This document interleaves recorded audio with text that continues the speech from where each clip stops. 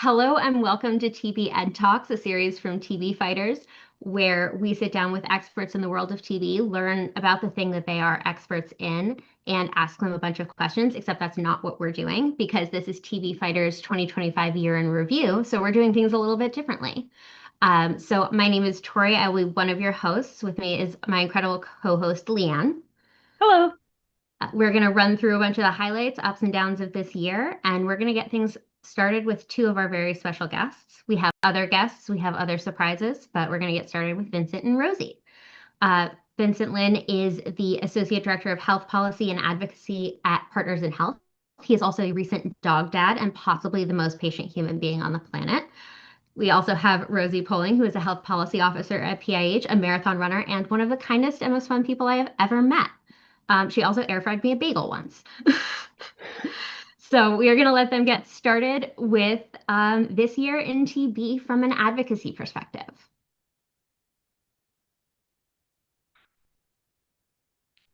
And they're going to pull up the slides, which is honestly the hardest part of any presentation. People might think it's a public speaking. It's not. All right. Hopefully they're up. Someone let me know if they're not. But yeah, thanks all for letting us come in and talk. I was telling something the other day, like how blessed I feel like I am to have get to know you all this past year, and like so many in this community are just so awesome. I think, it has been a really hard year for TB advocacy, but it's meant a lot to see so many people show up and like show true accompaniment in this space and in really trying to push Congress to do their job. And so really got enjoyed getting to know so many of you this year. First, just to give an overview of where we're at. This is 2024 data, but it's from the 2025 report from the WHO, where it found that in 2024 there were 1.23 million deaths from TB and 10.7 million cases. You can see here that these numbers are going down, but we all know that these numbers are not going down fast enough. And we really need to make sure that these rates do go to zero and we really work towards a world without TB. In particular, we see huge disparities in this space, right? So from that same report, we can see very different rates in low income versus high income countries. And this, this is an imperative then for all of us to address, right? Where we know we can make the rates go down faster, right? We know we can reach zero TB, but it really does require global cooperation and effort.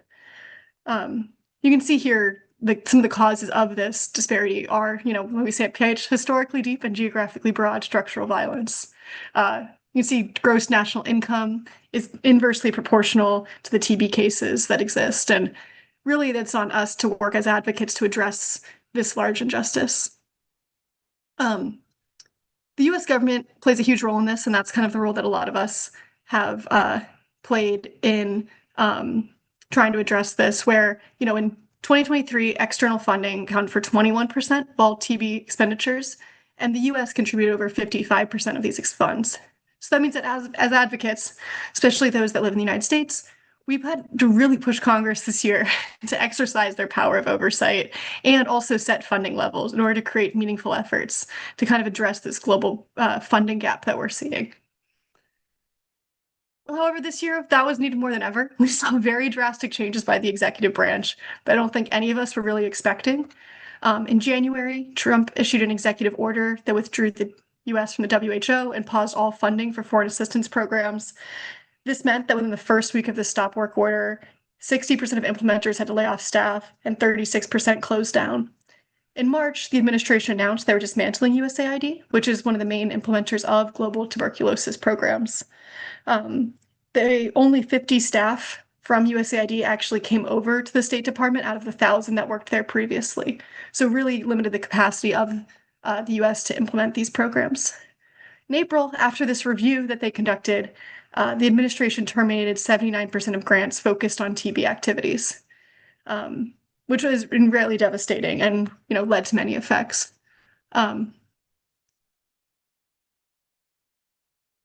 We can see here some of the impacts that these programs, what programs were implemented the most. And we see here that, TB community engagement, TB screening, and TB diagnosis were some of the most impacted by these cuts. As that affects these cuts in terms of numbers, recent studies have found that there potentially could be more than 22 million preventable deaths by 2030 including 5.4 million for children under 5. For TB specific, this funding gap could result in an additional 10.7 million TB cases and 2.2 million deaths by 2030, which is extremely devastating, is extremely heavy. And I think, we at PIH also try to connect this to patient stories. I know John Green also does a really great job of what do these numbers actually mean. And, we have a, big impact in Lesotho where 55% of health workers that were supported through US government funding were fired. Dr. Molino had a patient that had to travel to 9 different clinics in the spring until he finally got tested and treated. With the usual staff being down, he was very sick and also likely transmitted to his family. And I think with this kind of example, we see that, this is someone that traveled to 9 different clinics, right? So how many people are we missing that didn't? And despite all of the, this extreme challenges that we faced this year, there was such a big role for advocacy to play in kind of discussing these. The administration repetitively said no one died as a result of these cuts, despite the fact that it was pretty well documented that these disruptions were really devastating. And we really, as advocates, had to push back against that narrative. And we saw this, right? So through our PIH call tools, we had over 70,000 calls and emails that were sent, which is really incredible way that the community was getting this information to the people that had the power to potentially change it. We saw really incredible rallies and protests where folks, took to the streets to really show that they were in solidarity with others that in global health that were facing the impacts of these cuts. We also saw, many examples, I'm sure Tori will talk about more later, of really powerful op-eds and folks writing LTEs and other ways of kind of getting this information out there to other people. This information sharing is crucial, especially for global health, where so much does not reach Congress. Here's another really cool example where, we had, John Green who chatted with Senator Schiff about tuberculosis, and later Senator Schiff took time and energy to advocate and really took some of those points that John Green had mentioned and brought them to the floor.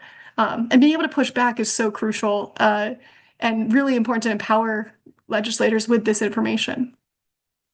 The other main way in which we laid in as advocates was funding. So Congress, according to the Constitution, has the power of the purse. And as advocates, we know that the budget that we set in a democratic country is a reflection of our values. And importantly, public funding only exists or survives when people put in the effort to pressure policymakers. So anything that continues in the budget is because people are weighing in and because people care about it. So really, with tuberculosis, sometimes it seems challenging where a lot of folks, the people most affected, can't call up their member of Congress because they live internationally. And so really developing a strong grassroots base that cares and really wants to reach out is so important. So what we did as Advocates of the Year, we had the biggest Hill Day on TV ever, which is really incredible of how many people showed up, cared deeply, and were really able to share everything they were doing in this space, and really unique combination of folks that were able to come and advocate. Vincent, I don't know if you want to say anything on the TV Hill Day. I can jump in later, Rosie, but yeah, Okay. it was amazing. Yeah, it was really cool, I think, to see. I think especially for a lot of the folks that been working this field for a very long time, much longer than I have, for them to see how many people care about it is really awesome. There's 2 ways we can kind of measure the outcomes of that Hill Day. One is process-based. So if we think about these things called Dear Colleague letters, which essentially are these letters that members of Congress can sign on to signal support for particular appropriations priorities, right? This year we broke records on that, right? Which we had 35 folks, senators sign, 132 signed in the House. And the important thing to know about these letters is these letters weren't they're ambitious letters. They were the only bipartisan global health letters that had a funding number. And the funding number was high. They weren't asking for, just to keep the funding the same. They were asking for increases. So to be able to get more signers than ever on this level of ambitious letter, it really does speak to what the Hill Day was able to accomplish, and continuing to build the movement and the power of the TB advocates even within Congress. really want to especially call out how cool it is that we got new signers as a direct result of the Hill Day. So here's one example where direct constituent outreach from TV Fighters led to a new Republican signing on to this. This is really important work that this member of Congress would not have signed on otherwise. It's not an accident that he signed on, right? It's a direct result of continued followed up pressure to make sure that they understand how important these goals are. The other way that we can kind of measure outcomes is based on whether or not we got what we asked for, right? Which, we have to acknowledge the context and the moment. And we also note that currently fiscal year 26 funding is not out. We're currently operating under a continuing resolution, which keeps the funding levels the same as the previous year. So we will not actually know the outcomes of this funding until potentially later in January. And we'll kind of have to report back then. But the way that we can kind of see how our advocacy played in is if we compare what the White House thought the funding level should be, what the House thought the funding level should be, and what the Senate thought the funding level should be. And being able to compare all of these, we can really see what our impacts are. So first, I'm going to talk about our 2 global tuberculosis asks that we did on TB Hill Day. First one was for bilateral global TB, right? So you can see here that the Senate bill is still not out for this, even though it was supposed to be passed by September. They still have not come out with the bill yet. But what you can really see here is that the House Republicans actually did push back against the president's budget request in some pretty meaningful ways. So you can see on the bilateral global TB front, even though the White House drastically tried to cut funding, the House Republicans held the funding levels the same, right? And that, again, like I said, public funding doesn't exist without public pressure. On the global fund side, right, the White House tried to lower the match rate and also didn't even put it in a direct commitment. You can see that the House Republicans did lower it a bit, but not as much as potentially they could have. And also our advocacy made a difference on the administration with the Global Fund. Recently, they held their annual replenishment conference where they fundraised $11 billion of the $18 billion target. So they're still not quite there, and many other countries cut their contributions. However, the US did retain this rate of matching, which means that for every dollar the US puts in, other countries put in too, despite the fact that the Trump administration wanted to cut it. So for every dollar the US put in, other countries had to put in 4. Right? So that's a really big win and generated more funding for the space, the fact they kept that matching rate the same. They also committed to contributing $1.3 billion annually, which is also not something they wanted to do at the beginning of the year when the White House put out their request. So that constituent advocacy there is super important for making them understand the importance of these programs. Additionally, we still know we have to continue to pressure them. The State Department still has to release the remaining funding from the 7th replenishment cycle, which is about $1.25 billion. And Congress must fully appropriate funding for the Global Fund for the 8th replenishment cycle on a yearly basis. So we have to keep up pressure, but this does represent a win for what we were able to convince them to do. On domestic TV funding, we see here that, the Senate, which has to operate in a bipartisan way, also largely rejected what the White House wanted them to do. We can see here that, for domestic TB elimination, the White House wanted to create a consolidated grant across a bunch of programs that would have cut funding. However, the Senate bill said, no, we're keeping the funding the same, right? That's a pretty big win. Similarly, for global TB, the administration wanted to completely cut funding and do no more global TB funding, and the Senate bill kept it the same, right? Which is also, again, a win to keep that funding the same. For the National Institutes of Health, which funds a lot of TB research, the administration also wanted to drastically cut funding. Once again, the Senate bill actually increased funding, right? So none of these things are accidents. If you don't ask for this, you won't get it. And if you don't ask for bigger numbers, you won't get those. So really, even though we still have a lot of work to do, we still have to show up every year to ask for these things. There were really meaningful ways that our Hill Day and our continued advocacy throughout the year made a difference. Of course, this year we had some additional unique challenges because normally the funding goes out the door and none of us have to know words like obligation or apportionment or disbursement or rescission. But this year, there were some additional challenges, right? So I know many TB fighters organized around the rescissions package over the summer that was trying to cancel previously allocated but unspent funds. However, we were really meaningful constituent advocacy in being able to take out the $400 million that was originally going to be cut from PEPFAR, and also adding in protective language for a lot of global health programs. I really want to especially, Susan Collins was a really big reason that this got taken out, and a lot of advocacy from TB fighters in Maine made a huge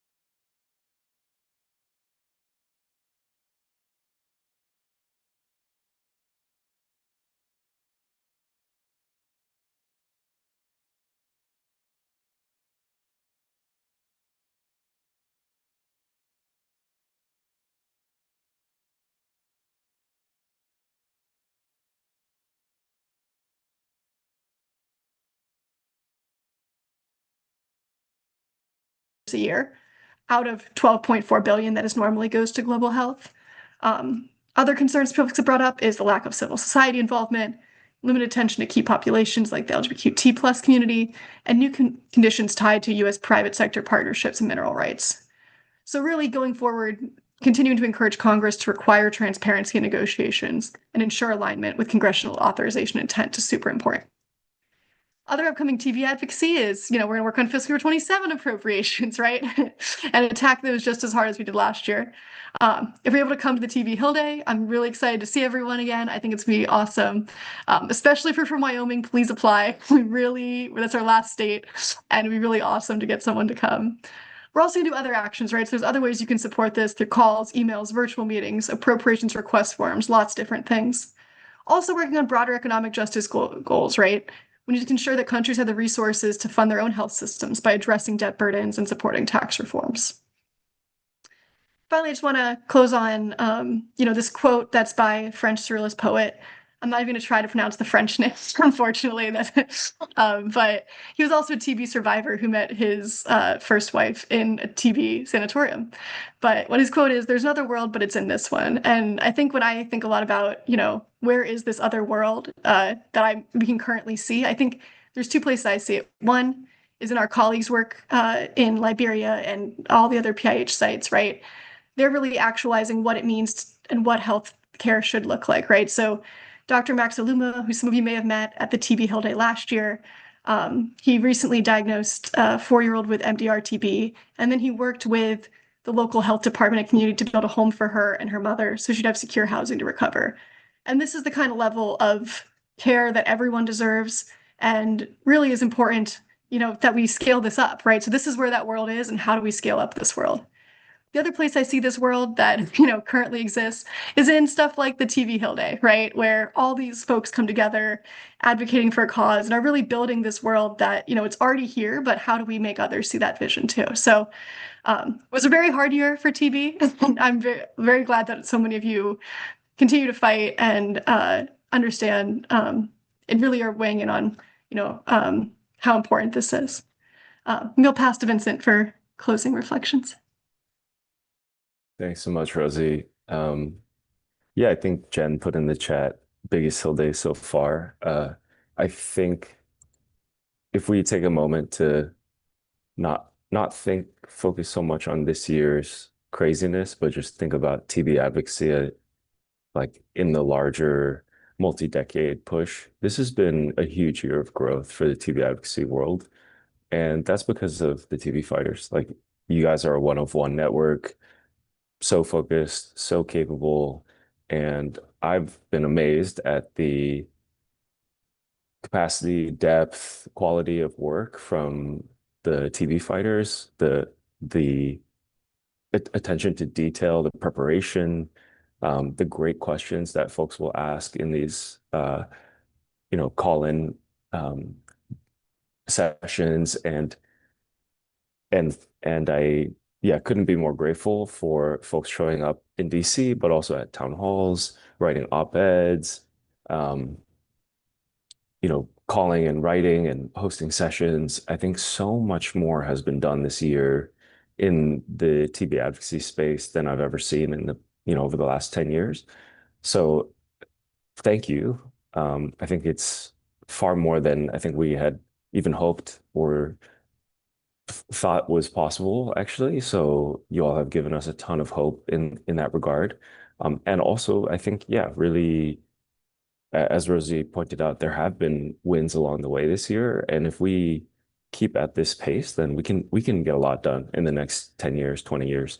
I would say, having just come back recently from visiting the Maternal Center of Excellence and seeing what the Awesome Socks Club and Pizza John swag have helped create there, like what nerd fighters have done in rural Sierra Leone to build this incredible hospital, shows me that, like, with dedicated time and attention, yeah, it doesn't have to be millions of people actually working on something, but it can be dozens, hundreds of people who are really dedicated to an issue over years that can create some amazing, amazing changes.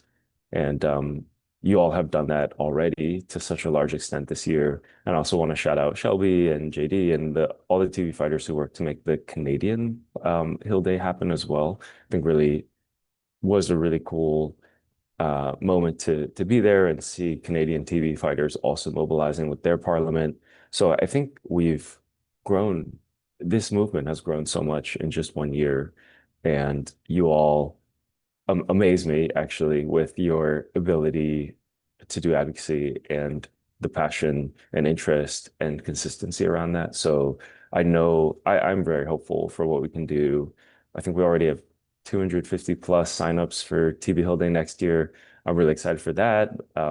But also just thinking longer, 5 years, 10 years. I'm really optimistic about what's possible. So thanks to everybody. I see David, Connor, um, Celeste, and others are in the chat here, and just yeah, really grateful for you all individually for all the work you've done this year, and yeah, excited to keep working together. I will thank you in return, Vincent and Rosie, especially the two of you and David on your team as well, have done so much for us to help us learn how to do this well, I think, as a group. And so we appreciate your accompaniment of us on this journey as well. And I mean, we couldn't do this on our own. And we're very grateful to our friends at PIH for teaching us how to do this and letting us grow in this space so we can actually help, because it does actually sound like we helped. It's hard to remember that. So Yeah, absolutely. So speaking of our friends from PIH, we're actually going to cut to a commercial break from Chloe Darlene, who gave our first TV Ed talk this year. She is a economic justice specialist at PIH. And actually, since we last saw her, her work was cited in the British Medical Journal by Jason Hickel, who's a big deal in the TV space. So let's hear what Chloe has to say. Hi, my name is Chloe. I'm the Economic Justice Advocacy Specialist for PIH, and I have two TV highlights of the year. First, the publication of Everything is Tuberculosis in March. It was so exciting to have a world of TB conversations opened up with folks who had previously known very little about TB and its history. Second, a shout out from the Union TB conference this year. While I didn't attend myself, a massive shout out to my colleague Erin from Treatment Action Group, who led a session focusing on financing an end to tuberculosis, and Erin's tireless work in connecting this financing need to the broader structural battles of tackling outflows from debt and tax abuse is a really central piece of the fight to end tuberculosis. So really exciting to see more of that work happening this year and in the future. Thanks TB Fighters for all your work on TB this year. Always a wonderful time to be part of this amazing network of folks.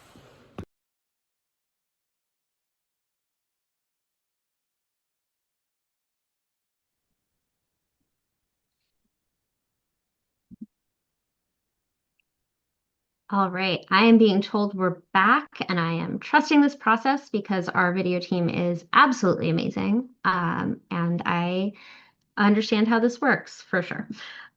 So we have our next very special guest with us today, who is Erin McConnell, our friend from TAG Treatment Action Group. And she's new to us, so she's going to get a little bit longer of an introduction. But Erin is I have this written down, the TB Project Associate and Treatment Action Group TAG, where she focuses on engaging communities to shape TB research and policy, as well as health financing and sovereign debt, a very familiar topic to TB fighters, thanks to Chloe, who we just heard from. So the other important thing to know about Erin is that she is also a dog parent to Pepper, who I am being told is very, very adorable, and I cannot wait to hear all about. So I'm going to hand it over to Erin to tell us all about research and development in 2025. Hi, everyone, and thank you so much for the wonderful introduction. Before, I just want to make sure everyone can see my slides. Yeah, okay, sounds great. Hi, everyone. I am so excited to be in this space with you all and get the opportunity to not only talk about some of the work that TAG is doing, but also to meet you all. As Vincent and Rosie just said, you all have made such a strong impact in the TB advocacy space. And even at TAG, where we're feeling the waves of that impact every day. So it's such an honor to get to be here and talk with you all today. I also have the pleasure of getting to talk about something that's a little bit more optimistic because I get to focus on R&D, which is a really exciting space. But before I start, I do want to take the opportunity to introduce you all to some of my colleagues because this is TAG's first time in this space, and I hope we have a very long friendship with all of you. So beyond me, who again, I'm a senior TB project associate, largely I work closely with Chloe. You all know her and hopefully love her. We also have 3 other members of the TB team, all of which have our own kind of focus. If you've ever read anything from TAG whatsoever, you have seen their names and you have read their words. Pipeline reports, policy drafts, statements about PEPFAR. It's one of us have had our little fingers on it. And then of course you all might be aware of our policy team, which includes Lizzie and Kendall, who were at Hill Day this year and will be at Hill Day until we end TB. So it's gonna be a while, but it will come. So as alluded to, I get the pleasure of talking about research and development. So what has been happening? A lot of this topic is focused on the potential of TB science. Of course, we know that over the past several years, TB rates have gone down thanks to the tireless efforts of advocates, clinicians, communities to make those numbers go down. And it's all in part because of the advancements in TB science, all of which is churning in the background to help realize the end of TB with the most advanced science and the most useful tools for the communities who need it. So to kick us off, we're going to talk about diagnostics because I know you all are familiar with diagnostics. And I hope you all like the tiny Cepheid monster or villain, I don't know if he looks friendly or not, that I have created for this slide. So some of you may be aware that some of the original TB tests, the tests that got us through most of the 20th century, use smear microscopy and culture, things which really require a wet lab and rely on sputum. I don't know if you've ever tried to create sputum. I would recommend you do this outside the context of this conversation and see how hard it is. But for TB patients, that's kind of the only tool that they had for many years. There's also this issue where they had longer processing times. It takes a really long time to culture things on a plate. And I can say that with confidence because I used to be a bench scientist, cultured a lot of things that smelled pretty bad on a plate. And there's also lower accuracy. So beyond the fact that it's harder to collect, it takes longer, it's also just not as accurate. And that's honestly kind of insulting. Some of the newer molecular diagnostics, such as GeneXpert, do offer some greater accuracy. And some of them, not GeneXpert, can have non-sputum samples. So we're seeing things like blood, urine, oral swabs. Sorry, I got distracted. Blood, oral swabs, all of which are correct, although we can debate which is the grossest at any other point.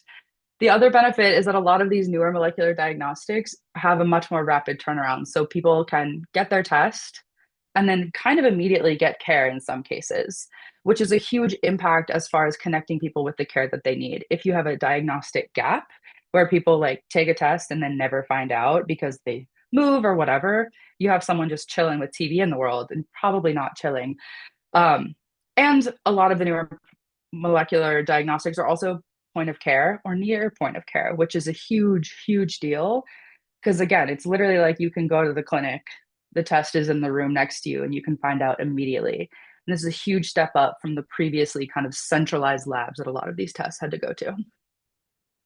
However, you may be aware, prior to any diagnostic tests, new or old, screening is required, and we are seeing a lot of advancements in screening in particular. So it's no longer just X-rays or clinical screening. Now we have tools like point of care ultrasounds, AI-based cough apps, which I don't know much about because this is not my beat, but it sounds crazy. Digital stethoscopes and biomarker-based tests that kind of assess for if there are different proteins, different antibodies, etc., in your body to kind of give a hint as to whether or not there is TB.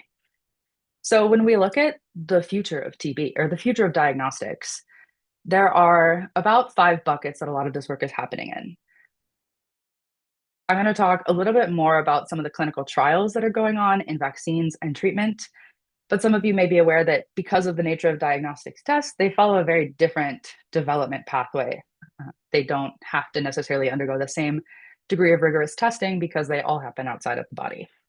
When it comes to how diagnostics have been building up in this time, the first one is, again, this really hyperfixation on point of care tests. The closer we can get tests to the clinic, any clinic, the more likely it is someone is going to get their diagnosis and get started on TB treatment. So a lot of the work that's going in diagnostics development is focused on building these tests that require fewer resources, that are battery powered or portable, so they can really go in the near future. It's easy to collect sample types. For instance, if you've ever know someone with diabetes, they have the fingertip pricks. That's a very easy to collect sample type. And they're heat resistant and durable. So when we look at the grand spread of climates in the earth, we really want something that can be anywhere in the world, especially because TB tends to be of late in hotter climates. There's also this focus on decentralization. So it's not just that we want point of care tests, which decentralization and point of care go hand in hand, but we actually want an entire system set up. People are not relying on a single location to access their test results because anything can happen. However, there is a bit of a trade-off going on with regards to decentralization versus the sensitivity and specificity of testing. So there might be a few people who are not caught or who are get a false positive depending on the test. And while that is less than ideal, that is something that they are working on addressing. And it is important to note that studies have shown that increased accessibility of any diagnostic test, anyone, would significantly increase treatment and decrease mortality, even if it is less sensitive or less specific. And there's also this idea that test types should be tailored to each setting. So yes, we want point of care tests, but the reality is I live in New York City. In New York City, it actually kind of makes sense to have a central location because you can just ship it to another borough and it'll kind of get there within 24 hours, if not less. So really making sure that we're having a whole slew of test options or diagnostic tool options that can fit the entire spectrum of what communities need. The other thing is eligibility. For a long time, diagnostic tests weren't actually even applicable to children. Children are famously susceptible to TB. So there's a kind of glaring hole in the idea of how we should be dealing with TB. But there is a push for a lot of the new diagnostic tests to make sure that children and extrapulmonary TB, so TB that's non-canonical, so to speak, are able to be read with these diagnostic tests. This is especially important for children, both because they're susceptible and because as hard as it is for any adult to create sputum, it is much harder for a child. So again, this huge gap, children are just kind of have been left behind in the science. There's also a question of drug sensitivity. there is an emergence of drug resistance across the board, and especially in TB. We're seeing even emerging bedaquiline resistance. Bedaquiline was that drug that came out within the last 2 decades that really radically changed for drug resistant. Since is emerging is, of course, terrible. And the reality is a lot of the diagnostic tests don't actually do drug sensitivity testing. So you might know you have TB, but you don't necessarily know what's going to treat it. So the WHO has called for not only drug sensitivity tools, but actually tools that can test all resistance at once. So a single test would be able to tell you if a strain of TB is bedaquiline resistant, isoniazid, rifampicin, etc. So a lot of the work that's going on right now is building out the drug sensitivity testing and integrating it with existing diagnostics. And last, but very familiar to you all, is the idea of cost. Simpler tests like those that use sputum that are older, like GeneXpert, should be offered at lower prices. It doesn't make sense for an AI-powered tool to cost the same as a cartridge. And that's kind of part of the work that we're doing across the board. How do we lower? So now, going on to TB treatment, rest assured, I am not going to walk you through this entire phase 1 chart, although there is a wonderful pipeline report from my colleague Lindsay that does talk you through all of these. But as far as TB treatment and where things have been in 2025, going into 2026, we're seeing all of the research kind of falling into 3 main buckets. The first is treatment shortening trials, so trials that use existing compounds, existing regimens, and try to either fill gaps in the science, for instance, for children, or to improve the accessibility or tolerability. Another one is a broad approach to pediatric TB treatment studies. As I mentioned in the diagnostic slide, kids have very regularly been left behind by the science for a whole slew of reasons that we don't have to get into here. But as a result, they often are not able to access the shortest treatments. There's not a lot of data as to whether or not new compounds are safe, etc. So a lot of the focus of research in the past past few years, has really been about expanding the research to address the gaps that exist for children. And the last one, that's perhaps the most intuitive, is new drugs, entirely new compounds, or drugs that are being repurposed either in investigational regimens or for long-acting technologies. So this is really exploring how we can use either existing tools we have and change the game, or what new drugs can fit in to this overarching framework to help expand options for TB treatment. Oh, sorry, I'm going the wrong way. So when it comes to the TB treatment of tomorrow, what we're looking forward to, we have been seeing a lot of research focused on shortening regimens and assessing if that 4-month regimen for drug-sensitive TB is the length needed. Is it possible to do 3 months in some populations? And similar studies in the 6-month drug-resistant regimens, BPOM. There's also investigating if different components of the drug regimens can be replaced, for instance, replacing or altering rifapentine or moxifloxacin in a compound, all of which can either shorten treatment or, even a huge win is making it more tolerable to anyone who is taking the medicine.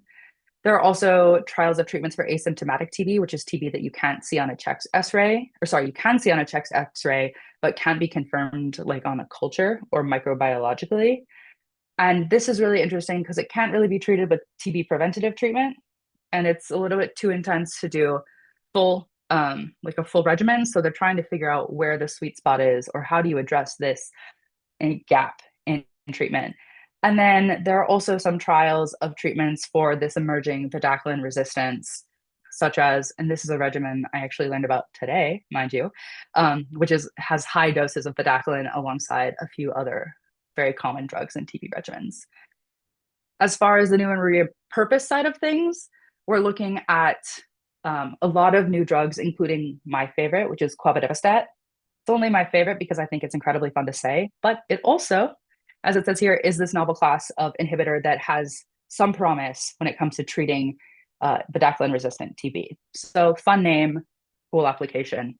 There's also the introduction of long-acting formulations, which are different ways of basically extending the efficacy. If you've been following the news at all, you'll know that long-acting lenacapavir for HIV has been a huge, huge thing. It really has the promise to completely upend and change how HIV treatment and prevention operates. And that same kind of impact long-acting formulations of a lot of these compounds in TB, bedaquiline, isoniazid, or rifapentine, have that same potential impact as far as treating TB or managing TB. And then again, new regimens. That's kind of bread and butter. New regimens, improving the treatment. This is the less optimistic side of things. As I've said multiple times, children are constantly have been playing catch up from the scientific side of things. And for the last few years, there have been huge strides as far as funding studies that would address some of these gaps. Regretfully, a lot of those studies have been extensively affected by everything that Rosie and Vincent just presented on as far as US government funding and policies around the NIH and USAID. A lot of that you can see here boils down to the fact that pediatric TB investigation requires clinical trial sites outside of the US, a lot of which were funded by USAID, NIH, other organizations that or other kind of structures or agencies that have been targeted by everything that happened this year.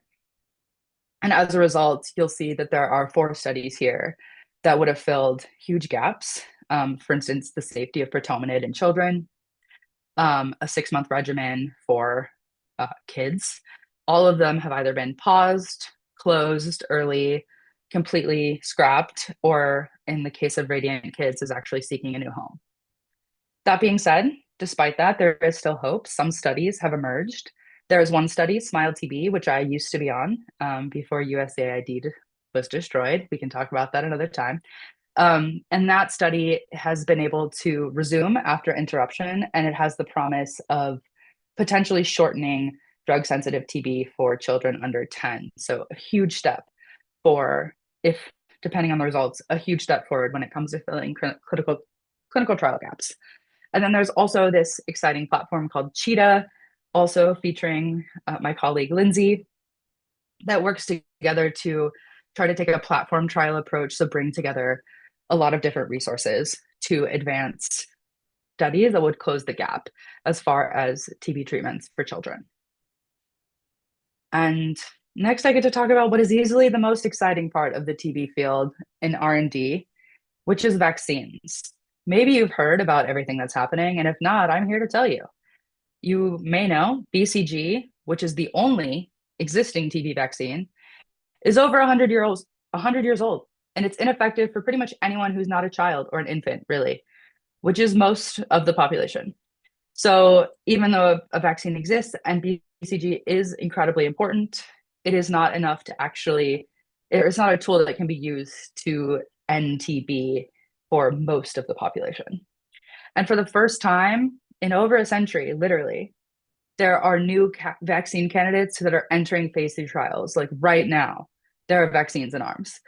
And depending on the success of the phase 3 studies, we could even see a new TB vaccine entering the market as early as 2028. That's frankly like less than 3 years at the longest. And it's important to note that that would completely upend how, like, the NTB strategy, how national TB programs, how everyone approaches this, because it would be so impactful, even if a vaccine is only, say, 50% effective. And I'm not going to go into the specific, all of this immense and beautiful chart of the vaccine candidates in clinical trials, but I do want to say that all of the phase 3 clinical trials happening now are actually older forms of vaccine technology. And we're seeing some of the newer forms of vaccine technology, mRNA, already in phase 3 or phase 2A. So again, there's even more promise kind of coming down the pipeline, leveraging these new vaccine technologies. So who are these vanguards? Who are the candidates poised to emerge victorious from the race for the next TB vaccine? The 2 most common ones you'll hear about, one is the M72 vaccine, which is a protein adjuvant subunit vaccine. If you're interested in adjuvants, my colleague Mike Frick just released a whole report about the adjuvant supply chain in M72. Definitely worth a read if you're into that kind of thing. And it's great. But the M72 vaccine is funded by Gates and Wellcome, and that's, I think, the one that's in the news the most. They actually enrolled early, or they completed enrollment early because so many people are excited about this.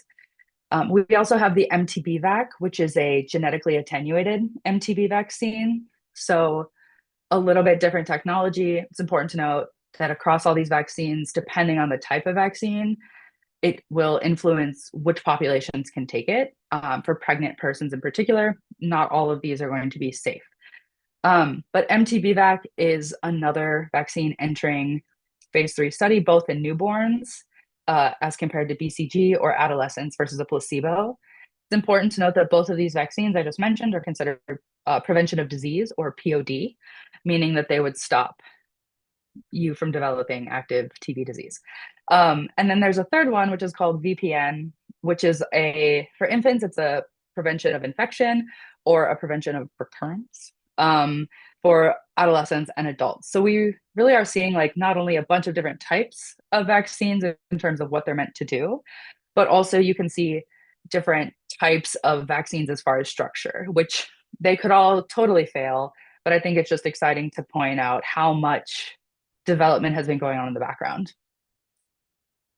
Now, what are the advocacy priorities? If you're interested in focusing on vaccines, or sorry, not vaccines, but you should, if you're interested in kind of advancing the research and development advocacy side of things alongside advocating for funding for programs, there's a lot of need for vaccine preparedness and addressing misinformation.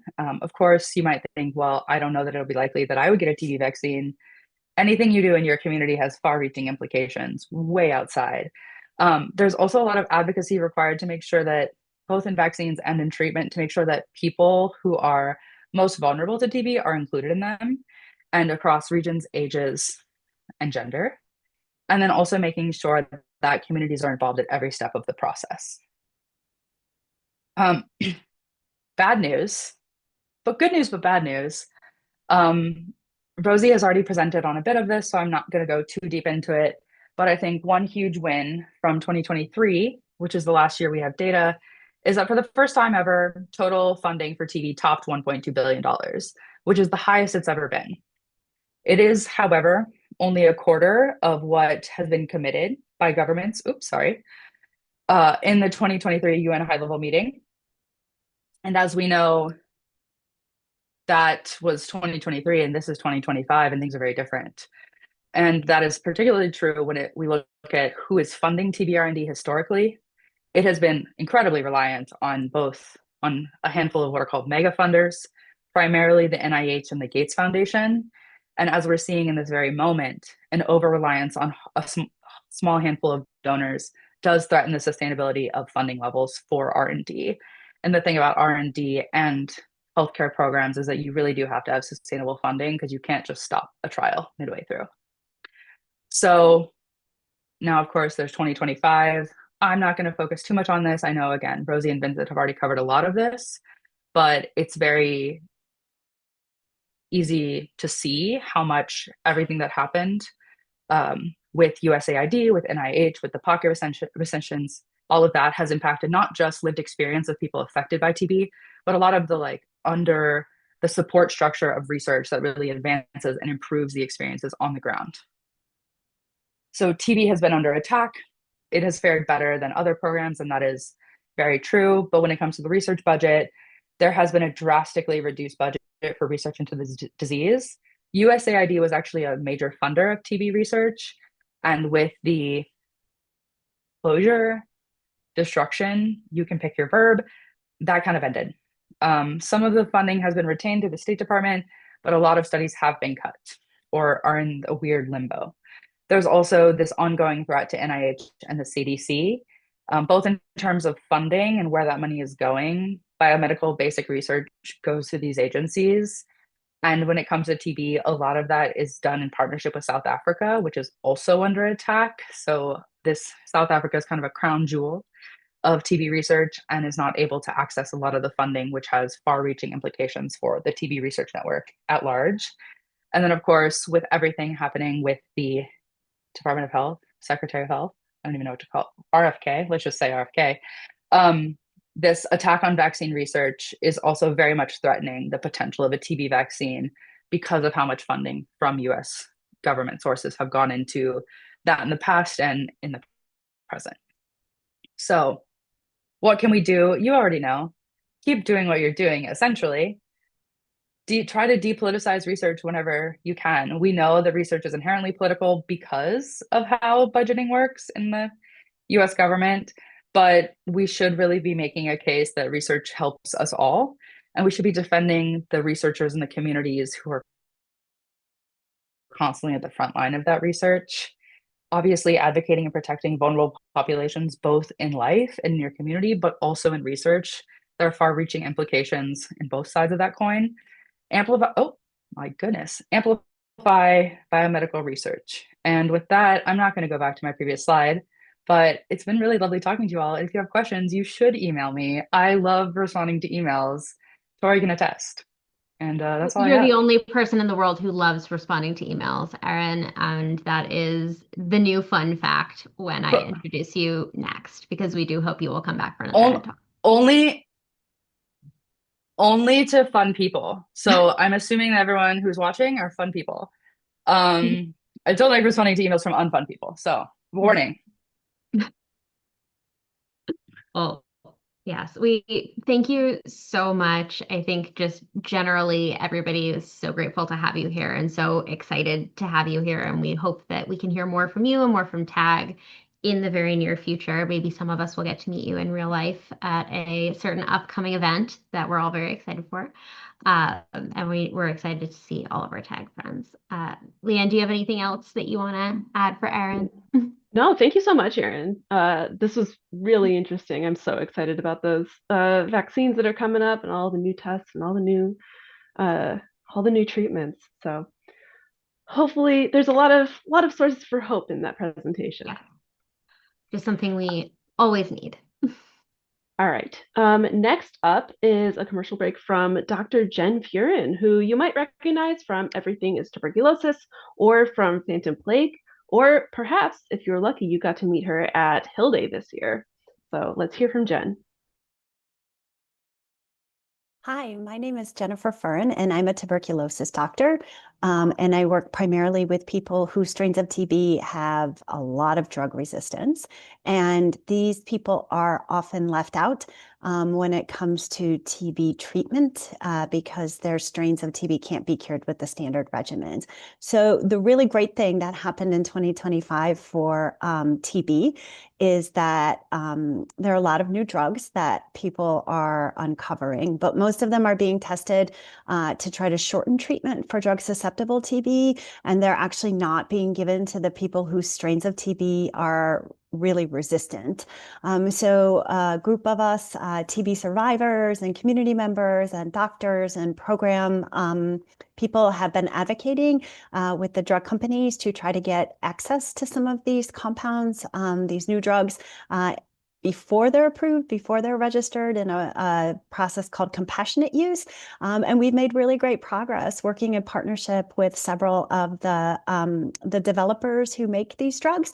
And we're really hopeful that next year we'll be able to access some of these for people whose strains of TB are really challenging to treat. And this can offer them some hope for being able to be cured of their TB without long hospitalizations, the administration of IV drugs or injectable drugs. And so we made great progress there, and it gives us great hope for 2026.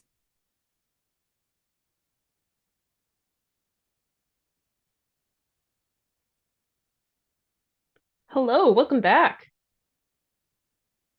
Yes, this next segment, our special guests they're not guests, they're us. But we are going to share just some of our TB fighter specific highlights from this year, because it has been a really big year in TB fighting, and we've had a lot of really great community efforts that we want to highlight here because we have, again, just the most incredible community, as everybody has been telling us. They really have to stop inflating our egos, though. So we're gonna rapid fire through some of these amazing highlights from this year, and we're gonna start out by talking about our advocacy sessions because we heard all about the great results from advocacy, and we want to talk a little bit about how TB fighters do it because I think I'm a little biased, but I think it's a good approach. So this year we started running what we've been calling advocacy sessions, which is a bunch of people get on a Google Meet and we make our calls and we send our emails together. And we, talk a little bit about what's happening. People are there to answer any questions. This started, I think, was it the first rescissions push or was it Dear Colleague letters? We've done a lot. It might have been, yeah, it might have been before Hill Day. Yeah, I think it was before Hill Day. So maybe it was just the USAID closure. Yeah, the original USAID shutdown is what I'm thinking it was. But since then, we had 94 of these advocacy sessions, and we probably contributed about 1,000 of the calls and probably even more so of those 72,000 emails just from those sessions alone. We probably spend a little over 2,000 minutes on calls if we're averaging 3 minutes a call, and 62% of the US states were represented in those sessions, which is a pretty good footprint. And I think if we have a lot more to call about in 2026, which I have a feeling we do just based on current trends, we're going to continue those. It's also just a great community space to nerd out about TB with fellow TB nerds. So in addition to calling Congress directly, we also tried to get their attention through op-eds. So we had some really exciting op-eds published this year. TB fighter Zoe got one in the Salt Talk Tribune. TB fighter Connor got one in the Boston Globe. TB fighter Kristen wrote an essay in the Tangle about Hill Day, and TB fighter Quinn got in USA Today about those funding cuts. So if you want to write your own op-ed, you can hop in on Discord. We are happy to edit each other's essays and try to get those published in newspapers. Yeah. In addition to those op-eds, TB fighter Michelle also gave some talks in real life at the University of Washington Summer Research Intensive and at TB Echo, which is a community healthcare group about TB advocacy. So that was really exciting. We've been all over the place. And if you're interested in learning how to write a good op-ed, this is breaking news. We will be partnering with Stop TB USA again on some of the trainings on how to do that in early 2026. So that is, again, we just talked about this and that's an exciting thing to look forward to. And if you're interested in joining that, make sure you are subscribed to our newsletter. I think I'm a real streamer now. I think I've become a real YouTuber. Speaking of YouTube, big thing happening in our community, or at least one of them, is the start of TB Ed Talks, which is something that we kicked off. I think the idea came around end of August, and our first talk was the very end of September with Chloe Darlene, who you've heard from today and heard all about. We're so proud of her for all of the incredible work she's doing and grateful for her being our test subject on our first Ed Talk. We also had Dr. Carol Mitnick teaching us about post-TB lung disease and giving us our first official call for memes from a real TB expert, which was a great team activity, as well as learning all about PTLD, which my little sister described as really unfair that you can get TB twice. And I gotta agree with that one. We also had Dr. Stein-Debelkrave, I almost said that right, telling us all about TB in children. So if you were a part of that Ed Talk, you may have been familiar with some of the things Erin just told us about. And if you're interested in learning more about TB, especially diagnostics for TB in children, you can check out that Ed Talk too. We also have some amazing ones planned for next year. So this is just an exciting series that we've been able to build throughout the last quarter of this year. So the other activity on our YouTube channel has been our book club. So we launched our book club in March this year, right with the launch of Everything is Tuberculosis, which was our first book of book club. We've also read Phantom Plague, Mountains Beyond Mountains, The Underdream, and Black Angels. So we have over 650 members of our book club on Discord. If you'd like to discuss these books with us, feel free to hop in. The link is on our website. A fun stat is that each member has read about 260,000 words combined through all of these books. But excitingly, we had Q&As, live Q&As with many of the authors and people involved with these books: John Green, Henry Ryder, Vidya Krishnan, Joya Mukherjee, Ayana Masla, and in January, look out for a stream with Maria Smelios, who wrote The Black Angels. If you haven't watched those streams, I highly recommend them. I found a lot of really interesting insights from those books. Getting to talk to the authors and with people associated with PIH, like Joya Mukherjee. So those have been really exciting for TB Fighters. Yeah, I really look forward to those streams. They are, even if you are a little bit behind on reading the book in book club, you still get a lot out of them. So, or in one case, if you hadn't read the book yet. But it makes reading the book afterwards also very enjoyable. I'm going to swap the order on us because I think it's a good time to talk about our YouTube numbers for this year. I know that this group loves some stats. So we've had 5,300 views, not counting all of the people here tonight. Probably about 644 hours of our content watched and 337 new subscribers. And again, I assume that number is going up right now because we are real YouTubers who ask people to like and subscribe now. But that is a huge growth for us on this platform. And just a really exciting new way to connect with our community and continue to build on this work that we're all so passionate about. Absolutely. And then our last point is book tour. So John took his book on tour, Everything is Tuberculosis, and we sent people to those locations to table at the bookstore stops. So we had 13 people tabling with PIH and results at 9 of those events in 2 countries, including the site in Plough Lane. So we got to meet a lot of great people at the book tour, and it was really exciting. Yeah, can we do book tour every year? Maybe. I don't know. Come on, authors, write more TB books so that we can have. There's clearly a market because Everything is TB is back on the USA Today bestsellers list this week. So clearly there's a market for TB focused literature out there. Absolutely.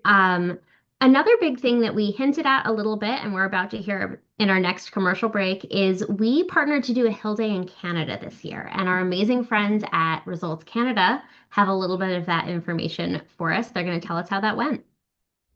In September, nearly 70 advocates from across Canada and around the world flocked to Ottawa. This included advocates, experts, and volunteers from Results Canada and Results US, from Partners in Health, Stop TB Canada, Doctors Without Borders, TB People Canada, CAN, and of course our dear friends, the TB Fighters from across Canada and the US. It was an absolutely epic day. Over the course of that whole week, we met with 29 members of Parliament and senators representing all political parties, and we shared with them one message: Canada must step up and lead on TB. We're also joined by Annie Hernasari, a powerful Global Fund advocate who shared with us her harrowing experiences living with and defeating drug-resistant TB, beautifully captured through this fabric and these pins. Pins that we wore to the House of Commons as MP Jacques Ramsey, a physician who treated TB, welcomed all of us to the Canadian Parliament and highlighted our collective efforts to eradicate this deadly disease. This is a real show of advocacy and our collective power. Here in Canada, we're continuing to build on this momentum, and we can't thank our partners and supporters enough for joining us and raising their voices for this important mission. Yes, we can end TB, because we have our community and our friends like you who care about building a better world.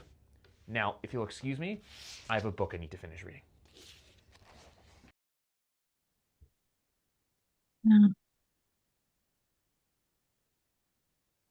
Welcome back. All right. I don't know if you can see the slides already, but we are going to get a special presentation from TB fighter Allison, who's actually been a long-time nerd fighter and excellent web dev. And she's going to tell us about her adventure in Saranac Lake. Awesome. Hello, everyone. Sorry if I'm looking a million directions. And thank you for tuning in or watching later. So my name is Allison. I've been a TB fighter for, I don't know, 3-ish plus years now, but around Nerdfighteria a lot longer. And yeah, I'm going to tell you about a TB field trip that I took to northern New York. So, like all the best videos and the lobes of the right lung, this presentation comes to you in 3 parts. For our public health friends on the stream, that's a Nerdfighter joke. So some background on where I went and why, highlights about some things that I learned about the history and present of TB, and some ideas and inspirations for how you can learn more about your own area, get involved in local work, and plan your own TB field trip. So very quickly, a little background on where I'm going, because of course I'm familiar with the area, but not everybody else is. So Saranac Lake, where I went, is in the Adirondack State Park. The Adirondacks is a New York state park and a forest preserve. It is over 9,000 square miles, or 23,000 square kilometers for our metric friends, of open land, and covers about 20% of New York State. As you can see, all told, that's larger than most of the US big national parks combined. Half of that is protected forest land. It's actually constitutionally protected in our state constitution. We take trees very seriously here in New York. And half of it is private land, like homes, businesses, towns, schools, all that kind of stuff, just scattered throughout the park. But in all that space, only about 120,000 people live there year-round, with another 200,000 seasonal residents, and of course, lots of tourists for summer and winter nature activities. Saranac Lake is the largest single community in the Adirondacks, with about 4,800 residents, and that is where we'll end up eventually. So how I ended up there, my Adirondacks is mostly centered around climbing or hiking around the what's known as the ADK 46 high peaks. My dad was a lifelong Boy Scout, so I spent a lot of time up there, going to, I'm biased, the best water park up there, Water Safari, and going up to Lake Placid to watch figure skating, which is how I ended up there last month for this trip. Lake Placid was the home of the 1932 and 1980 Olympics, if that sounds familiar.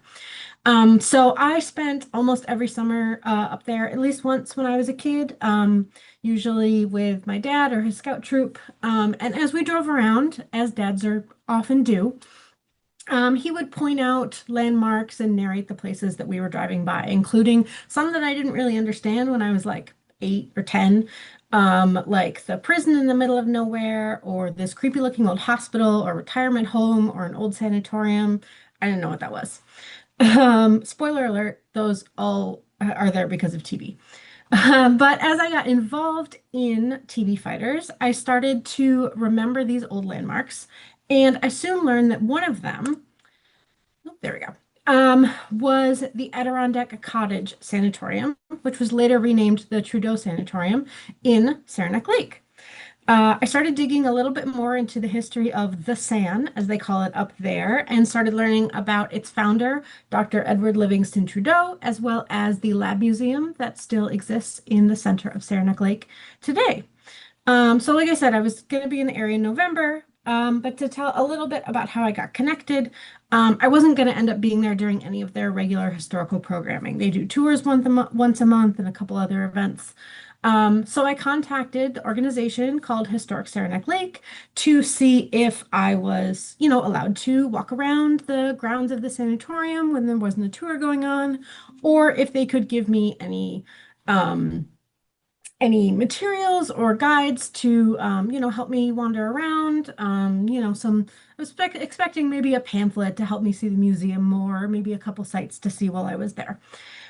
Instead, the staff of Historic Saranac Lake was incredibly welcoming, such a warm welcome. The executive director literally said it was like having a celebrity visit to have a TB fighter there. And as we found with so many people in the TB community, possibly some people watching now, they were just so excited to talk to somebody who was as passionate about TB as they are. Even though they are a historical organization for all of Saranac Lake and TB are so intertwined, that it's really a big part of what they do. They are huge fans of John, of Everything's Tuberculosis, and huge fans of the TB fighters. They've been following our work. If any of them are watching and I get anything wrong, I apologize. And I'm sure that they will correct me. They know where to find me. They even hosted a screening of John's Crash Course TB lecture for World TB Day. So they are real hardcore fans. They are a small staff of 4, but Alex, Amy, Chessie, and Emily spent hours and hours giving me a tour around what's called the Laboratory Museum, which was Dr. Trudeau's lab, the Trudeau house next door, his old house that they are expanding the museum into, their research archives, their research center and archival space, as well as walking around the grounds of the sanatorium itself and seeing the buildings that are still there. Ooh, so part 2, I've written a lot more about my visit. I know I've shared that document in Discord and a couple other places, and I think it'll be in some like other end of year documents that we'll put out. But I wanted to share just a snapshot of a couple things that I learned. Again, I was almost too excited during my visit to take as many notes as I sort of hoped that I did. So hopefully I don't have anything factual too wrong, but at the same time, I think a lot of this aligns with what those of us who have read Everything's Tuberculosis, Phantom Plague, Black Angels, and some other TB readers and other books about TB know about how TB treatment and patients worked in the 19th and 20th centuries. So Dr. Edward Trudeau came from a wealthy family of doctors in New York City. His brother died of TB when he was a teenager, which might have been his inspiration for going to med school, where he learned in the 1860s, 1870s that TB was a hereditary disease. It was fully inherited and it was definitely not contagious. So that was very helpful for him when he was diagnosed with TB in 1873.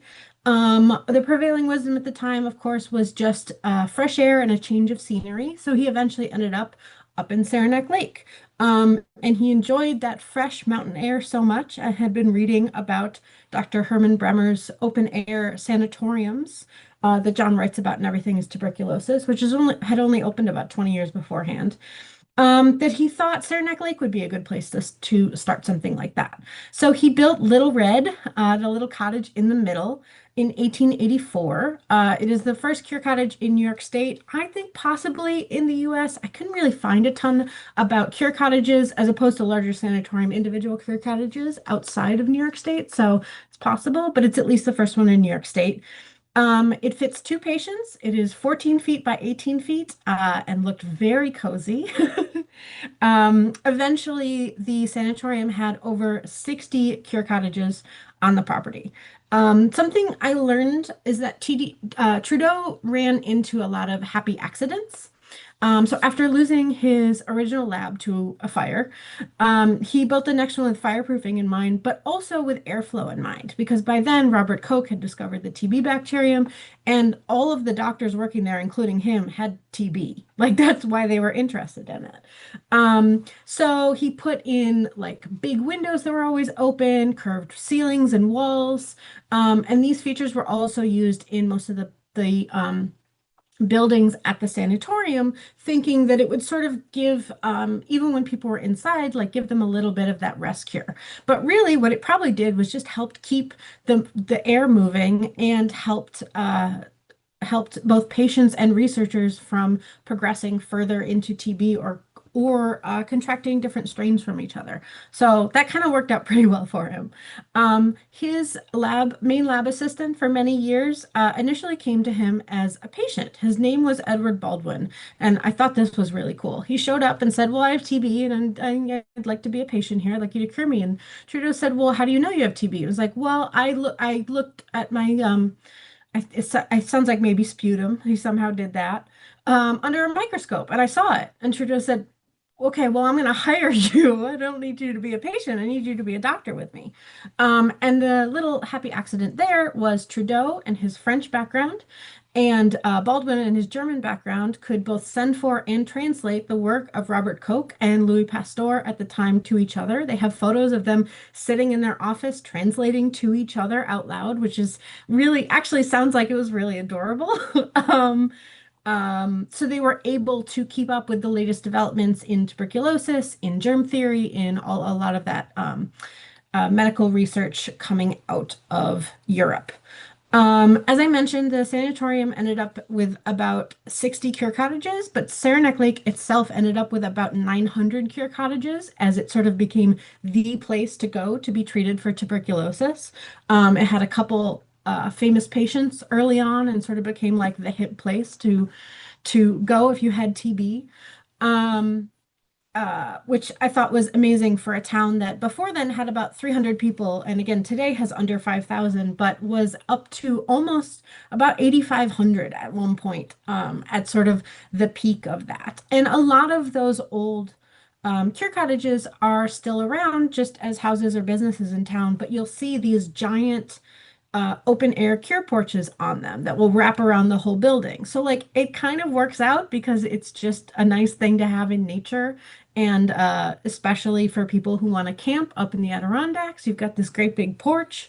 That's probably people just figured that's why those are built on there. But really they were on there to be cure porches, which I'll talk about a little bit, for patients to hang out in and in the open air. There were also several big sanatoriums built up there within 20, 30 miles of Saranac Lake, including what was eventually the prison, the hospital, and the retirement home that I mentioned driving by. Those all used to be TB sanatoriums. So I got to learn a little bit about the TB patient experience at the sanatorium, which was really cool to learn about. I'm sure it wasn't that great being a patient there, but it seemed to be to be as comfortable as it could be for the patients. Again, they were using a lot of the prevailing wisdom at the time with the rest cure, so very little physical activity, lots of fresh air, and a robust diet. The first picture is a picture of a cure chair. So that's where they would spend most of their days sitting and most of their nights sleeping outside. The fur coat there that's shown there is not because it was a wealthy patient. It was actually pretty essential to wear because even in the summer in the Adirondacks, at night it can get down to 40, 45 degrees Fahrenheit, which is, I think when I looked it up, like 4 Celsius. Trying to be friendly to our non-Americans here. So you need to sleep out there in a lot of layers if you're going to sleep outside. So yeah, not all patients were wealthy. Trudeau, excuse me, I'm also getting distracted. So yeah, not all patients were wealthy. In fact, a lot of them had to rent those fur coats.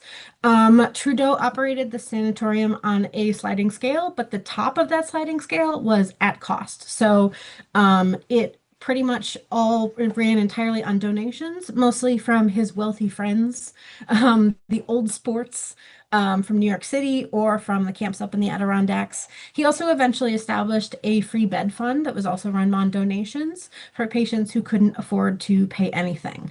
A lot of times it was factory workers or other people from New York City, the kind of people in circumstances that we see TB patients today, living in cramped quarters, working in hazardous conditions, having a very poor diet, were all of the indicators of TB then, as they likely are now. So that was one of those little details that reminded me of the sort of compassionate, patient-centered, sort of that preferential option for the poor that we think about a lot nowadays. Most of the staff also went without pay because there was so little money there, although they likely had a motive to be there as well because most of the staff at the sanatorium had TB as well, including the doctors and nurses. In addition to it probably being easier to hire people for the sanatorium with TB, they were probably less afraid of catching it from a patient. It also served to lift the spirits of patients. People would come there, before the advent of any of these antibiotics, would come to the sanatorium seeing it as a death wish And then all of a sudden, they're seeing nurses and patients and maintenance workers and all kinds of staff around them with TB and seeing that these people had full careers and full lives and that there could be a life after TB. A great deal of patients recovered enough to be discharged from the sanatorium. Some started working at the sanatorium, but Trudeau was also a big proponent of what now we would call occupational therapy, but they just called it the workshop, where they would learn a trade or some arts and crafts. They would work with animals, or it was just to give patients something to do with their time and their hands, because it got kind of boring sitting in your cure chair on the porch all day. I of course only got to hear a couple patient stories, but I still heard a bunch about people who took correspondence courses to learn a career, started businesses in towns after they were discharged, or like I said, maybe either while they were at the sanatorium or afterwards, became a nurse, went to nursing school, and became staff, or maybe left and went to medical school and then came back, which was pretty cool. The picture on the right is another one of those sort of social activities they would have. That sort of idea of community and connection being important to patients was key at the sanatorium, even back to the 1880s, 1890s, was key to, they sort of knew that that was key to their recovery. One of my favorite, I'm trying not to go too long, but one of my favorite, like everything is TB facts that I learned up there, is in the first photo, you can see that there's a bunch of milk bottles. So to try to increase calorie intake for patients who weren't very hungry because of TB, I think we've learned that that's one of those symptoms and one of those sort of barriers to patients sometimes getting better. They would just be given a quart of whole milk or sometimes even cream or half and half to drink every day, because they're like, this is a quick way to get a bunch of calories in this person. So this demand, obviously, like the demand exploded and really grew the dairy industry in northern New York. I mean, there were obviously some farms and things around there, but all of a sudden they needed a lot of milk for a lot of TB patients. And this included a farm called Crystal Springs, which was later renamed to Donnelly's. As TB sanatoriums sort of started closing down and demand from TB patients was lower, they needed something to do with all of that milk, so they started making ice cream. And now in basically every list I could find from the last 10 years, Donnelly's is always listed as the best soft serve ice cream cone in the Adirondack Park. And they wouldn't exist without TB. So if you're up there, definitely go there. They're only open in the summer. They have one flavor. You either eat it or you leave. That's their deal. So I thought that was a really kind of a really good example of, like, we know that everything is TB because we all read the book. But another good example of how TB was so ingrained and intertwined in Saranac Lake life. There were so many of those fun facts and also like fun facts that I learned that I can't cover everything. But everything from connecting to the asbestos scandal to romantic poetry to vaudeville to the Philippines to the actual origin of the Adirondack chair that John hints to in his book. But like I said, I wrote up a bunch of that and I'm hoping to continue to visit them and learn more about all of these patient stories and little things there. But I wanted to share one other reflection that I thought was really powerful when I left. So, Little Red, which you saw previously, as well as a statue of Dr. Trudeau, excuse me, are now on the grounds of the Trudeau Institute, which is a working biomedical research lab a couple miles from Dr. Trudeau's original lab that still does, among many other things, tuberculosis research. So I drove to visit that on my way out of town. It had snowed like 6 inches the day before. It was beautiful out there. But it was a Monday morning, and so I was trying not to just like wander too much around their grounds because people were just working and having a normal day. And so I didn't want to sort of wander and be peeking into people's windows. So I kind of drove around until I saw what I thought was like the top of a little oxidized statue head and parked and walked over there. And it was the statue. And as I walked through the snow, I had this slow and kind of emotional realization as I turned the corner to see the statue, something that you might notice from this, even though he's still covered in snow. I eventually cleaned him off, which again, hopefully nobody watched me do that for 20 minutes while they were at work. This statue of Trudeau, which was commissioned a year or two after he died, it was designed and built or paid for by his patients in honor of him. So people that considered him a hero who saved their lives. It meant to honor his work and legacy. It depicts him lying down, hands folded on his lap, in a thick coat and a blanket that he would have been wearing on his own personal cure porch. He is visibly depicted as a TB patient, but at the same time, he's being depicted as their hero. So that was kind of like staggering and emotional for me to see that they wanted to not just celebrate him as their hero, but celebrate him as their hero who lived for 30 years or something or so, running the sanatorium with active TB. It was a really powerful last experience in Saranac Lake on my way out of town. And so I wanted to share that with you. But that means we get to part 3, which is your turn. I think there are lots of ways to learn more about TB in your area, have your own TB field trips, but also get involved with organizations that might be doing similar things around there. So some sort of takeaways and reflections I got outside of just about TB, because I already knew that I love Adirondack history, but learning about how much more TB, it's even more embedded in everything around us than I expected. You know, I think read Everything is Tuberculosis or hear John Green talk and he'll be able to connect something to TB somehow. But even these little things, like again, the ice cream cone or the jewelry store in town or this old diner that all sort of existed because of the history of TB in the area.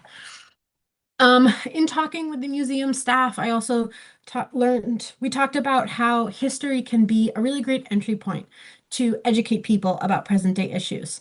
The Lab Museum, because they're listed as a historical society museum, will get a lot of history buffs visiting, local history buffs, American history buffs, who then, after wandering around a little bit, maybe become curious about the state of TB today.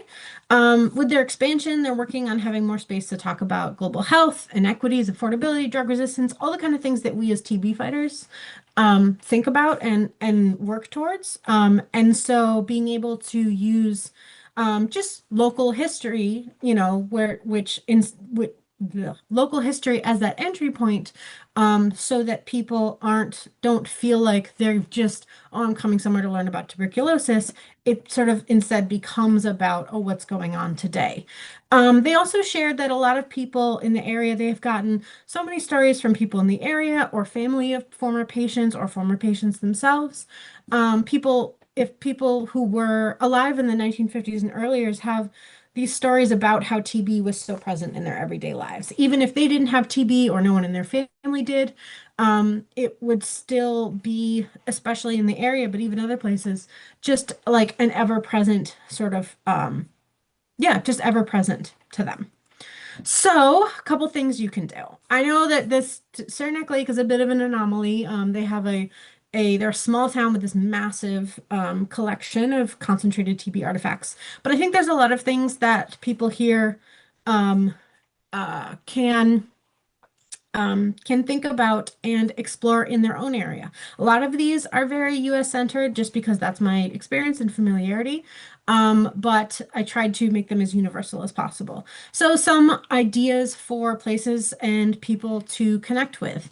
Of course, the number one, slightly obvious one, historical societies, associations, local history museums, things like that. They could be anything from, the room in the back of a church. I actually have one of those down the street, where it's just sort of a couple little cases in the back of a church, up to a city, county, province, state, even national history museum.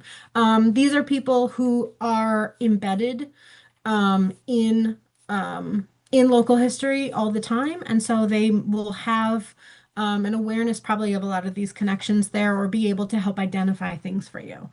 Schools and libraries are a lot of times involved in local history programming, putting together little exhibits. You'll have students maybe who need to do local history projects. Maybe you can help them help with that, or encourage teachers to help them with that. And of course, universities with research archives. A lot of times they will have local history archives, but they might also have papers and records from alumni who you never know who those could be. That could include TB patients, TB researchers, any form of TB history there. Veterans organizations are another possible avenue, especially World War I veteran organizations, because a lot of soldiers there came back with TB, but World War II and even later, and of course earlier, veteran organizations that had membership amongst all those sort of veterans may have those sort of records. They will often take record of each other's stories, have them maybe write down their own personal narratives, and so there could be some stories there. And like I mentioned, because people who were maybe alive during sort of the peak of TB, and especially before the advent of antibiotics, might have those connections there. I've just found in general that organizations with like older volunteers, if they're volunteering with one of these organizations, they're really passionate about whatever the topic is and they want to talk to people. But they may also have some sort of personal connection or personal stories to sort of add to that. So some questions and things to think about, that you might be able to do some research online, but also in trying to find these organizations there. If there were buildings near you that were sanatoria or hospitals that house TB patients, sometimes, especially when in terms of like World War I veterans, it a lot of times was not a specific sanatoria, but they might have a wing of a veterans hospital, things like that. Did any local celebrities or larger than local celebrities who just happen to be from your area, did they have TB or die from TB? That could be an inroad to talk about TB with people in your local community. And finally, could you partner with any of these organizations on a display or exhibit around TB history, or even TB present and TB fighters? I know we have a couple people around our community, around the TB fighter community, who would definitely be up for helping people put together those kinds of materials, for maybe a library or a local history museum. They'd be willing to like share a display case or a bookshelf or something. I think that could be really interesting. Because TB touched so many different facets of life, there's a lot of different ways you can explore it, but these are some that I've found interesting, both up in the Adirondacks, but also in my local area. So, as they say in our hometown, DFTBA, dig and find tuberculosis answers. Thanks. Thank you so much for that, Allison. If TB Fighters ends up in a museum, I will become even more insufferable. And I mean that in a good way, I hope. I think we all will. Yeah. But thank you for sharing your TB adventure. I think that 2026, in addition to advocacy, is going to be a big year for TB field trips. Absolutely. Yeah. So for our last commercial break of the evening, we are going to hear from some of our friends at We Are TB and Somos TB, a survivor organization that we work very closely with and who are very good friends of ours. So we've got one last video for you there, and then you get to hear from us one last time. Hi guys, thank you so much for having We Are TB and Somos TB here today. We really appreciate the time. I think I met a lot of you guys last April on TB Hill Day, but We Are TB does a lot more than just congressional government advocacy. And I'm gonna pass it off to my friend Tenzin to tell you more. Hello, everyone. Thanks, Kate. I'm going to talk a little bit about our support space. As you know that we do congressional advocacy, you may not know about this weekly support space that we do. And it's for people going through treatment. And so you know that treatment is really difficult for many people, and that social support is really needed to get through it. And so when people are feeling isolated, especially during the pandemic, this is when the support space was created. And it's been so successful in creating that kind of community and care and support that it's actually going on up until today. And so we've been so successful that it's also expanded into different initiatives as well, which Karen will touch upon. Thanks, Tenzin. Yes, so We Are TB has been so gracious to be able to branch out and create Somos TB, which is basically the Spanish version of We Are TB. We help support our Spanish-speaking community, helping educate them, helping, kind of tear off that stigma that's with this diagnosis, and overall just making a big difference in their treatment. I'm gonna pass it on to Jackie. Thanks, Karen. So another big pillar of We Are TB and Somos TB is education. So aside from educating, members of our community, we also like to help educate members who treat the TB patients. So, for example, we go from telling our story at a training for a medical organization so they can improve their care to TB patients, to conferences, excuse me, for researchers who help us, get better diagnostics, treatment, and prevention treatment like vaccines. So we often also take that time to tell them how much we appreciate their work. And as we appreciate your work, and we truly are so thankful for this opportunity. And, we're thankful that you're listening to us, because we truly believe that together we can. And TB. Thank you.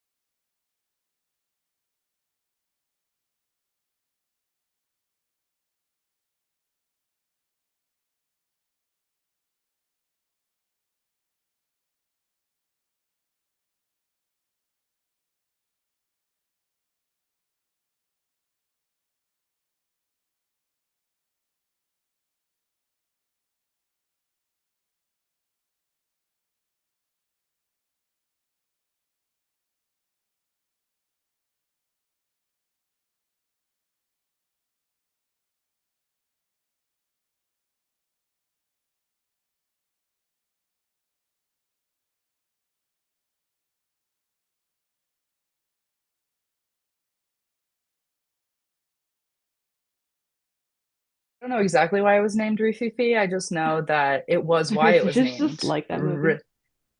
It's honestly, it wasn't my favorite movie from noir. Yeah. Okay, I think we're back, and as soon as we thank again our amazing team running the stream, and also our friends at We Are TV for spending their time with us and sending over that video. We are definitely going to be hearing more from them in 2026, especially here on the TBFighters YouTube channel and in TB Ed Talks. But while we were muted, Erin shared an amazing TB fact that she learned this week, and that was why you may have seen some shocked and excited faces over here. So she's going to share that with us as a little bonus thing, and then we're going to go into how we close this out. Wow, thank you. I'm feeling on the spot. My fun fact for everyone today is that I just thought you were going to do it, but I'm happy to. Rifamycin, which is one of the backbones of TB treatments historically, was named after I'm pretty sure it's Italian noir film, heist film, Rififi. Somebody will have to Google it. It's literally spelled like it sounds, but you should watch it. Not my favorite, but you should watch it and think about why. I don't know why, but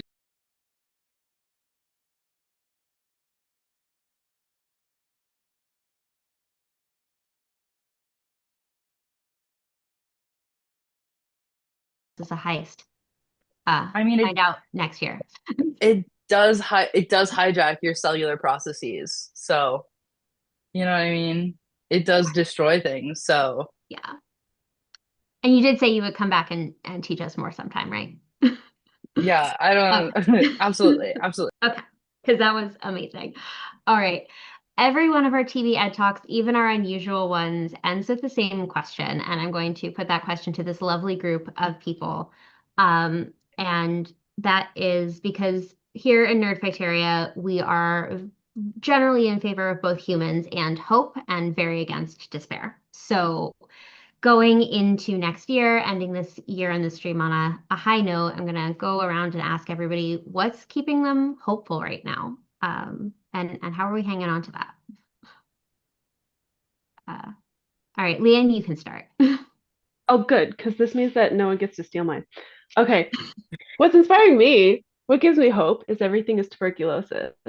We're seeing this book pop up on a lot of end of year favorites lists. Like it got a Goodreads favorite. I think it got like an Audible favorite.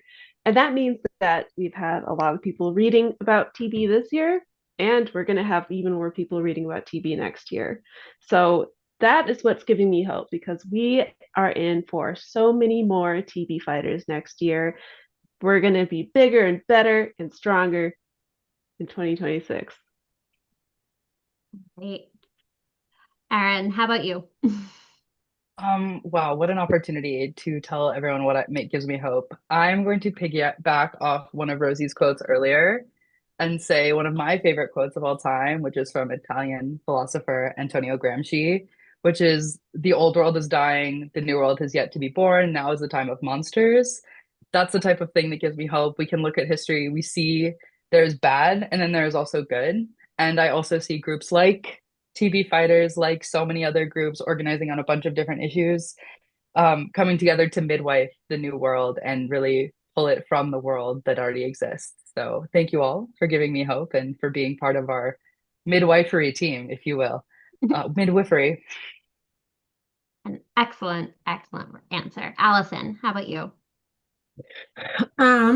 Since numbers are often my thing, I think the thing that's giving me hope was I was reminded going through a lot of those numbers, some of the ones that Rosie shared, and then also some ones that we're getting together for sort of our end of the year report, for the budget impacts that we've had, the number of Dear Colleague letter signers. I'm a pretty optimistic person, but I kind of figured it would take us a little longer to make a dent in that kind of stuff. But it really shows that like it does not take that many people to get Congress moving on some stuff. And so seeing the impacts already and seeing these numbers, I mean, even if they're the same or dropped a little bit in this place that we're at, that's phenomenal. And so knowing that that was sort of our first year at sort of the full strength of the grassroots advocates we have here, has made me really hopeful for what we can keep doing. And Rosie, how about you? I think also just super excited for the movement to grow. I think, this year when Everything is Tuberculosis came out, I had so many friends, classmates, family members that read it and were like, whoa, like, especially classmates were like, okay, you talk about this a lot, but now I kind of get it. And so I was like, okay, thank you, John Green, for putting into words. I cannot quite put into words on why this is so important to work on. So excited for the movement to continue to grow. I'm excited for someone from Wyoming to come to our TB Hill Day. I'm manifesting, so we can get all 50 states. But yeah, really excited for all the continued work and accompaniment that we're all going to do together this year. Thank you. I guess I also have to go, and I was hoping that I could come up with something amazing in that period of time. I think that the thing that's really been so incredible, especially in the last few months of TB fighting, is just how welcoming the broader TB expert community has been of the TB fighters. We know that we are new in this space and a little bit weird, a lot weird, and just kind of making a lot of noise sometimes, but the way that we've just kind of been welcomed by so many groups, and the fact that there is space here and that we can make an actual difference kind of just restores that confidence in the thing that I keep driving towards, which is they will say TB was the world's deadliest infectious disease. Like it's going to be in the past tense. And the community of advocates and experts that we get to be a part of now is just incredible. And I'm just so grateful to learn from all of these wonderful people and keep going. So with that, I think we are ready to close out our very first ever This Year in TB. We have a lot of really exciting things planned in 2026, including some great talks. Our next one, I think, is going to be on the 28th of January about TB search, treat, prevent strategy with Dr. Salman Khashoggi, and I'm so excited for that one. I'm excited for all of these though, so it's not really like a high bar, but you might even see us before then because we have a lot of great things coming up in our TB prep and just so much interest from our community. So thank you everyone who has joined us tonight and joined us for all of these ed talks. And as they say in our hometown, don't forget to be awesome.